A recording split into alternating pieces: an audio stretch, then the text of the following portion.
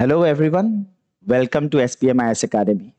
Here we are with another episode of Ohom Monishi, The Gems of Assam. আজিৰ এই ভিডিঅ'টোত আমি যিগৰাকী অসম মনীষীৰ বিষয়ে আলোচনা কৰিবলৈ লৈছোঁ তেখেত হৈছে অসম কেশৰী অম্বিকাগিৰি ৰায়চৌধুৰী।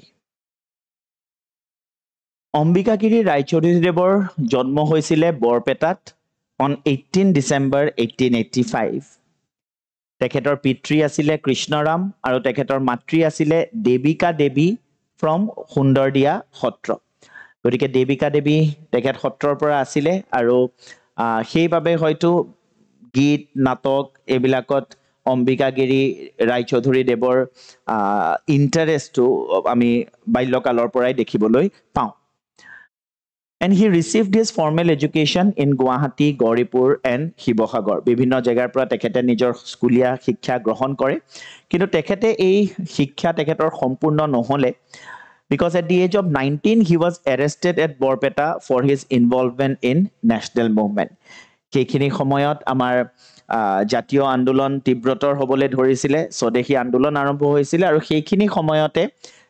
জাতীয় আন্দোলনত অংশগ্ৰহণ কৰাৰ কাৰণে তেখেতক এৰেষ্ট কৰা হৈছিলে, যাৰ বাবে তেখেতৰ শিক্ষা সম্পূৰ্ণ হ'ব নোৱাৰিলে। When Ambikagiri Raychaudhuri was studying in Cotton Collegiate School,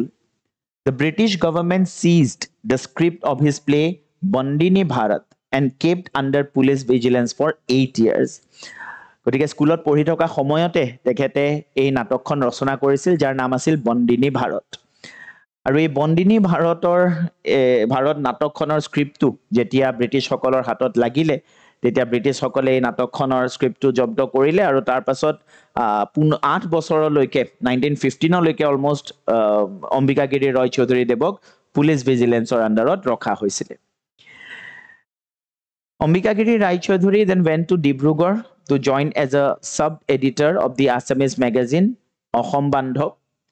and he also worked as a music teacher. সেইখিনি সময়ত ডিব্ৰুগড় থকা সময়তে তেওঁ অসম বান্ধৱ আলোচনীখনৰ সহকাৰী সম্পাদক হিচাপে কাম কৰাৰ লগতে এজন মিউজিক টিচাৰ হিচাপেও তেখেতে সেইখিনি সময়ত কাম কৰিছিলে। তাৰপিছত তেখেত আকৌ গুৱাহাটীলৈ ঘূৰি আহিলে 1917 চনত। হি কেম টু গুৱাহাটী আৰু সেইখিনি সময়ত তেওঁ অসমত এটা প্ৰেছ এটা এষ্টাব্লিছ কৰিবলৈ বহুত উঠি পৰি লাগিছিল, এণ্ড আফটাৰ আ lot of efforts he opened a press named Oruna and then published a monthly nationalist magazine called Setona. গতিকে 1917 চনত ঘূৰি আহি পেলাই তেখেতে বহুত যত্নৰ শেষত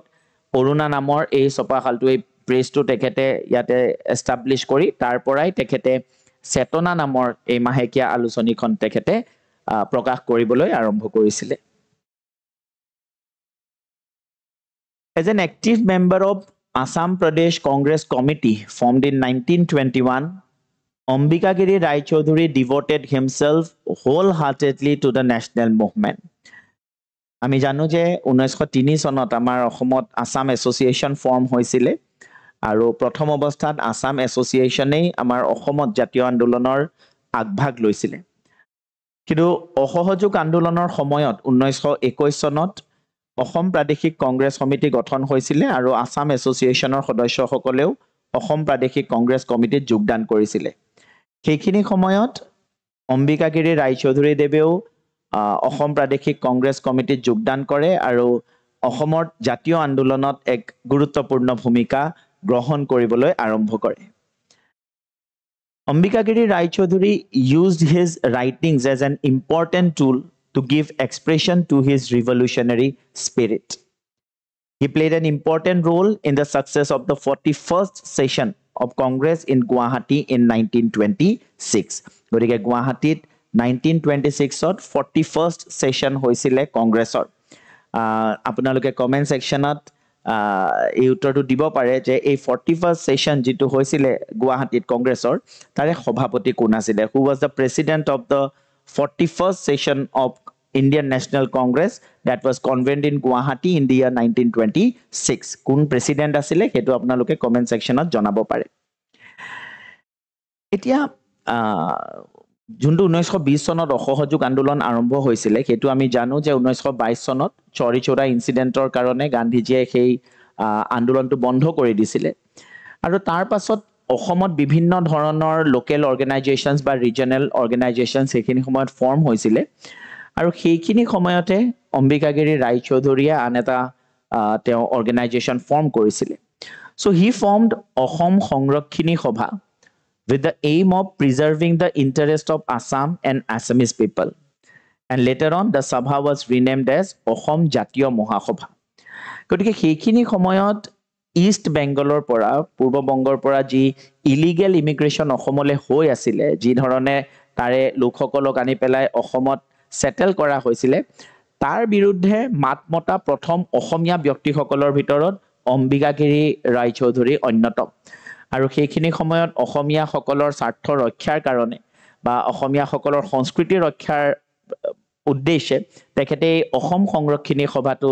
গঠন কৰিছিলে আৰু পাছলৈ অসম সংৰক্ষিণী সভাৰ নামটো সলনি কৰি অসম জাতীয় মহাসভা কৰা হৈছিলে and under the banner of this sabha he tried to prevent illegal immigration from East Bengal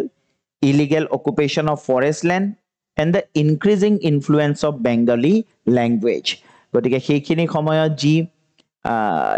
immigration হৈ আছিলে অসমলৈ তাৰ বিৰুদ্ধে তেখেতে মাত মাতিবলৈ আৰম্ভ কৰিছিলে আৰু তেওঁ সেইখিনি সময়ত ডুৱেল সিটিজেনশ্বিপৰ আইডিয়াটো দিছিলে তেখেতে কৈছিলে যে ইণ্ডিয়ান সিটিজেনশ্বিপৰ লগতে বিভিন্ন প্ৰদেশসমূহৰো সিটিজেনশ্বিপ থাকিব লাগে গতিকে ডুৱেল সিটিজেনশ্বিপৰ আইডিয়াটো কোনজন অসমীয়া নেতাই সেইখিনি সময়ত দিছিলে বুলি প্ৰশ্ন আহিলে উত্তৰটো হ'ব অম্বিকাগিৰি ৰায়চৌধুৰী তেখেতে ভাৰতীয় নাগৰিকত্বৰ লগতে অসমৰ নাগৰিকত্ব দিয়াৰ কথাও তেখেতে উল্লেখ কৰিছিলে তেখেতে হেতু সপক্ষেও মত প্ৰকাশ কৰিছিলে In 1935 he published Deka Ahom from Panbazar চেতনাৰ পিছত ডেকা অসম তেখেতে প্ৰকাশ কৰিছিলে সেইখিনি সময়ত পানবজাৰৰ পৰা Raychaudhuri published poetry books called To Me in 1915 and Bina in 1916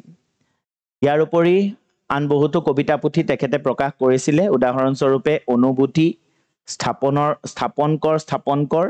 বেদনাৰ উল্কা আৰু আজি বন্দুকি চন্দেৰে Raychaudhuri is known as Ahom Keshori the lion of Assam because of his firebrand nationalist character তেখেতক অসম কেশৰী বোলা হয়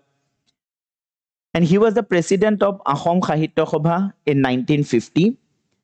in 1966 he won the Sahitya Academy Award for his poetry collection Bedonar Ulka গতিকে বেদনাৰ উল্কা কবিতা সংকলনখনৰ কাৰণে অম্বিকাগিৰি ৰায়চৌধুৰী দেৱে সাহিত্য একাডেমী পুৰস্কাৰো লাভ কৰিছিল আৰু এইগৰাকী মহান অসমীয়া নেতাৰ মৃত্যু হয় 2 জানুৱাৰী 1967 চনত এট দ্য এজ অফ 81 আজি যিখিনি আমি আলোচনা কৰিলো তাৰ ওপৰত ভিত্তি কৰি দুটা প্ৰিলিম স্পেচিফিক প্ৰশ্ন আপোনালোকলৈ দিয়া হৈছে আপোনালোকে ইয়াৰ উত্তৰটো কমেন্ট সেকশনত জনাব পাৰে গতিকে আজিলৈ ইমানেই পৰৱৰ্তী ভিডিঅত আমি পুনৰ আন এগৰাকী অসম মনীষীৰ সৈতে আমি উপস্থিত হ'ম ধন্যবাদ